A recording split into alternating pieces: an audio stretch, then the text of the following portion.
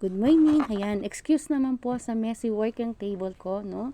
Maaga po akong nag-check ng mga malapit ko nang may stock out ng mga beauty soap at iilan na nga lang pala ang aking niacinamide at collagen soap. Ayan, gusto ko lang i-take ng opportunity na magpasalamat po sa lahat ng mga nagtatrust sa sabon, yung mga suki ko na umulit-ulit na po sa pagbili.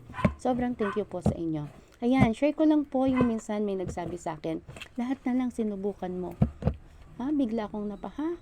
Yan, siguro nasabi niya yon kasi kung ano-ano na yung nakita niya sa mga post ko na ino-online, pagkain, beauty products, halaman, tas dati din nag-try din ako ng bulaklak sa undas, mga pangkasinan products, ayan. Alam niyo ba, napaisip po ako noon kasi nung narinig ko yon. Hindi ko alam kung madi-discourage ako o may-encourage ako.